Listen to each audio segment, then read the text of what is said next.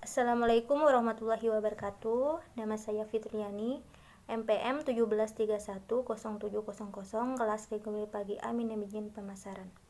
Di sini saya akan mempresentasikan tentang usulan penelitian dosen yang berjudul Tingkat Preferensi, Kepuasan, dan Persepsi Risiko Masyarakat Banjarmasin terhadap Produksi Hijau di Sektor Obat Tradisional Sejarah Demokrasi. Pertama, bab 1 yaitu pendahuluan. Latar belakang, dewasa ini tingkat kesadaran masyarakat terhadap kesehatan dan lingkungan sudah mulai meningkat dan banyak konsumen mulai menaruh perhatian pada produk-produk alami yang memiliki manfaat untuk kesehatan dan berorientasi kepada lingkungan. Meningkatnya jumlah konsumen yang menggunakan produk hijau atau green consumer dari waktu ke waktu merupakan potensi pasar tersendiri yang dapat digarap oleh para produsen untuk mengembangkan bisnis mereka. Produk hijau merupakan produk yang khas dan memiliki karakteristik tersendiri, sehingga kegiatan memahami karakteristik konsumen hijau menjadi hal yang sangat penting dalam kegiatan pemasaran produk green marketing. Agar para produsen dapat menentukan target dan strategi pemasaran untuk masa yang akan datang, salah satu kegiatan pemasaran dalam rangka lebih memahami karakteristik konsumen hijau adalah dengan melakukan kegiatan segmentasi. Penggunaan segmen pasar ini telah berkembang luas dan dalam kegiatan bisnis dan dapat digunakan untuk melayani pelanggan dengan lebih baik, menganalisis perilaku konsumen dan mengindikasi produk. Selanjutnya, perumusan masalah. Berdasarkan latar belakang di atas, maka rumusan masalah dalam pemikiran ini adalah yang pertama, bagaimana tingkat preferensi, kepuasan, dan persepsi risiko masyarakat Banjarmasin terhadap produk obat tradisional. Yang kedua, apakah variabel demografis memiliki pengaruh yang signifikan terhadap tingkat preferensi, kepuasan, dan persepsi risiko masyarakat Banjarmasin terhadap produk obat tradisional. Yang ketiga, apakah terdapat perbedaan tanggapan masyarakat Banjarmasin secara demografis terhadap tingkat preferensi, kepuasan, dan persepsi risiko produk obat tradisional. Yang ketiga, segmen pasar manakah yang potensial untuk pemasaran produk obat tradisional di Banjarmasin berdasarkan tingkat preferensi, kepuasan, dan persepsi risiko masyarakat. Yang kelima, apakah persepsi risiko memiliki pengaruh yang signifikan terhadap tingkat preferensi dan kepuasan masyarakat Banjarmasin terhadap produk obat tradisional dan memiliki peran dalam memediasi hubungan antara tingkat kepuasan dan tingkat preferensi masyarakat terhadap produk obat tradisional. Yang terakhir yaitu bagaimana model yang dapat menjelaskan hubungan antara tingkat preferensi, kepuasan, persepsi risiko dengan variabel-variabel demografis. Selanjutnya yaitu tujuan penelitian dan target luaran. Tujuan dari penelitian ini adalah sebagai berikut. Yang pertama, mengkaji tingkat preferensi, kepuasan, dan preferensi risiko masyarakat Banjarmasin terhadap obat tradisional. Yang kedua, untuk ikut berkontribusi dalam penelitian yang mendorong perkembangan produk hijau di sektor obat tradisional melalui masukan dan saran tentang informasi segmen potensial untuk kegiatan pemasaran produk. Yang terakhir yaitu sebagai referensi untuk tambahan pengetahuan di bidang ilmu manajemen, pemasaran, dan green economy. Sedangkan target luaran yang diharapkan dalam penelitian ini adalah berupa publikasi dalam jurnal atau proceeding nasional tidak terakreditasi. Selanjutnya bab 2, tinjauan pustaka. 2.1 Green Marketing dan Green Product. Konsumen hijau atau green consumer adalah konsumen yang peduli terhadap lingkungan dan memiliki perilaku yang berwawasan lingkungan. Kontribusi konsumen hijau akan meningkatkan kualitas lingkungan melalui kegiatan pembelian produk-produk yang ramah lingkungan. Kondisi kesadaran lingkungan yang meningkat ini menimbulkan adanya green consumer yang semakin meningkat dan menyebabkan adanya beberapa perusahaan mulai membuat konsep ramah lingkungan dalam pemasaran produknya melalui kegiatan green marketing. Kunci keberhasilan dari green marketing adalah memahami konsumen produk-produk ramah lingkungan serta karakteristik mereka agar perusahaan dapat mengembangkan strategi target dan segmentasi yang baru. perlu memasarkan produk melalui segmentasi pasar berbasis gender yang akan memberikan keuntungan dan peluang bagi bisnis mereka, sehingga kegiatan untuk lebih memahami konsumen hijau dan karakteristiknya sangat penting bagi para pengembang produk hijau untuk kepentingan target dan segmentasi pasar. Selanjutnya 2.2 segmentasi pasar. Segmentasi pemasaran adalah usaha untuk membagi pasar ke dalam kelompok-kelompok yang dapat dibedakan satu sama lain dalam hal kebutuhan, karakteristik atau perilaku yang mungkin akan memerlukan produk-produk dan strategi pemasaran tertentu untuk menjangkaunya dan digunakan sebagai suatu strategi untuk memahami struktur pasar. Melalui segmentasi, perusahaan membagi pasar yang besar dan heterogen menjadi segmen-segmen yang lebih kecil, yang dapat dijangkau secara efisien dan efektif dengan produk dan layanan yang unik sesuai dengan kebutuhan pasar. Penggunaan segmentasi pasar telah diperkembang luas dan dalam kegiatan bisnis dan dapat digunakan untuk melayani pelanggan dengan lebih baik, menganalisis perilaku konsumen dan mendesain produk. Faktor-faktor seperti garden usia, tingkat penghasilan, dan jenis pekerjaan berpengaruh terhadap minat beli produk hijau dalam rangka meningkatkan minat beli terhadap produk hijau positif terhadap produk hijau dibandingkan laki-laki, dan perilaku pembelian grand produk dapat menjadi konsep yang lebih relevan bagi perempuan karena perempuan cenderung lebih peduli terhadap isu-isu lingkungan daripada laki-laki.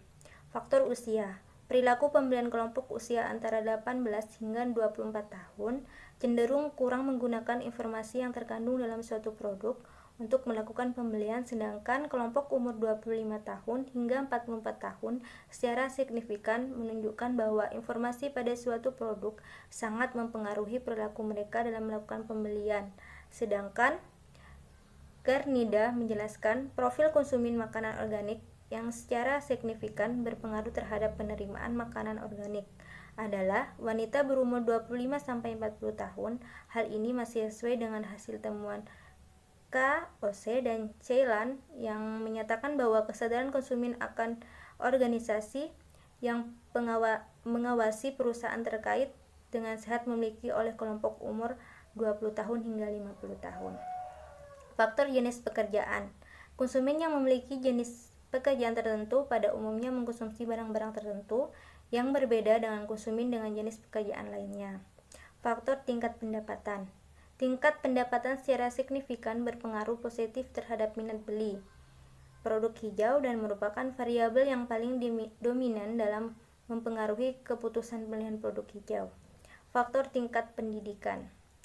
Dalam penelitiannya menemukan bahwa tingkat pendidikan berpengaruh signifikan terhadap pembelian produk hijau pada konsumen di Malaysia karena dengan tingkat pendidikan yang baik, maka pemahaman dan pengetahuan terhadap sesuatu akan lebih baik dan menjadi dasar pengimbangan dalam melakukan pembelian produk hijau. Hal ini sejalan dengan pendapat yang dikemukakan oleh Kim dan Seok 2009 dan Calcourt et al. 2001 dalam Haryadi 2009 bahwa pengetahuan memiliki peranan penting dalam hal sikap penerimaan konsumen terhadap produk hijau karena konsumen yang memiliki pengetahuan terhadap isu lingkungan dan manfaat produk cenderung untuk lebih memiliki produk hijau walaupun harganya relatif mahal. Selanjutnya bab 3 metode penelitian. Lokasi penelitian. Penelitian ini akan dilaksanakan di Kota Banjarmasin dengan waktu penelitian mulai dari Oktober 2018 sampai dengan Maret 2019. Yang kedua yaitu tahapan penelitian. Pelaksanaan penelitian ini akan dilakukan sesuai dengan flowchart berikut ini, bisa dilihat di PowerPoint saya. Selanjutnya metode penelitian. Metodologi yang digunakan dalam penelitian ini adalah penelitian deskriptif kualitatif dan deskriptif kuantitatif. Deskriptif kualitatif untuk menggambarkan sebaran responden yang berkaitan dengan jenis kelamin, umur, pekerjaan, pendapatan, dan produk obat tradisional yang pernah dibeli, sedangkan metode deskriptif kuantitatif dilakukan untuk mengetahui tingkat preferensi, tingkat kepuasan, dan persepsi risiko dengan menggunakan kuesioner model tertentu menggunakan skala Likert. Jawaban setiap item instrumen yang menggunakan skala Likert mempunyai tradisi dari sangat positif sampai sangat negatif. dengan 5 alternatif lawan jawaban, yaitu sangat setuju, setuju, netral, tidak setuju, dan sangat tidak setuju. Kuesioner yang akan diberikan kepada sampel berisikan pertanyaan sesuai tabel 2 berikut ini. Bisa dilihat tabelnya di layar PowerPoint saya. Selanjutnya, populasi dan teknik pengambilan sampel. Populasi dalam penelitian ini adalah masyarakat Kota Banjarmasin. Pengambilan sampel yang menggunakan metode purposive sampling, yaitu pengambilan sampel bertujuan di mana hanya elemen populasi yang pernah mengkonsumsi produk tradisional saja yang akan dijadikan sampel, dan jumlah minuman sampel dapat dengan menggunakan rumus Slovin sebagai berikut. Rumusnya bisa dilihat di layar PowerPoint saya. Selanjutnya, teknik analisa data. Teknik analisa data pada penelitian ini menggunakan teknik statik non-parametrik, yaitu uji Philo Quotient Signal Rank Test untuk melihat ada atau tidaknya perbedaan tanggapan responden terhadap variabel yang teliti, dan analisis SEM untuk melihat hubungan dan pengaturan antar variabel. Di dalam teknik analisa data itu terdapat uji kelayakan model, yaitu uji kelayakan model terdiri dari 2 tahapan pengujian. Kedua tahapan pengujian model tersebut ada sebagai berikut. Yang pertama, menguji validitas Measurement model, yaitu ada beberapa macam uji kelayakan model yang bisa dilakukan untuk menguji Goodness of Fit atau GOF, dan indeks-indeks yang digunakan untuk uji kelayakan model. Yang kedua yaitu menguji validitas struktural model. Signifikan tidaknya suatu hubungan antar konstruk dapat dilihat dari nilai kritis atau critical ratio atau CR yang diperoleh dari hasil estasi. Jika ini nilai CR lebih besar, digunakan nilai kritisnya dengan tingkat signifikasi, maka hipotesis yang dilakukan diterima. Yang terakhir yaitu bab 4, biaya dan jadwal penelitian. Di dalam biaya dan jadwal penelitian ini dijelaskan anggaran biaya. Untuk melancarkan pelaksanaan penelitian ini, skema pembiayaan dilakukan, yaitu usulan biaya APBU Niska dengan total biaya sebesar 6 juta. Secara rinci, anggaran biaya terbagi dalam 2 bagian, yaitu bagian pertama dalam bentuk justifikasi anggaran, dan bagian kedua rekapitulasi anggaran penelitian. Justifikasi anggaran biaya penelitian. Justifikasi anggaran meliputi biaya gaji dan upah, peralatan penunjang dan pembelian bahan habis pakai, biaya perjalanan, biaya sewa, serta biaya publikasi. Secara lebih rinci, besaran anggaran yang dibutuhkan terlihat pada lampiran 5, yaitu jadwal pelaksanaan penelitian. Rencana waktu penelitian mulai bulan Oktober 2018 sampai dengan Maret 2019.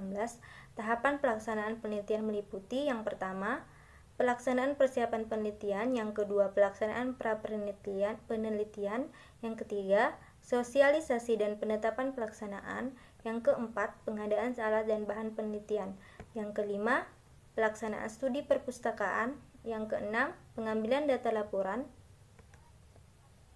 yang keenam, pengambilan data lapangan, yang ketujuh, analisis data, yang kedelapan, penyusunan laporan penelitian, yang kesembilan, pengiriman laporan penelitian, dan yang ke-10 yaitu publikasi hasil penelitian.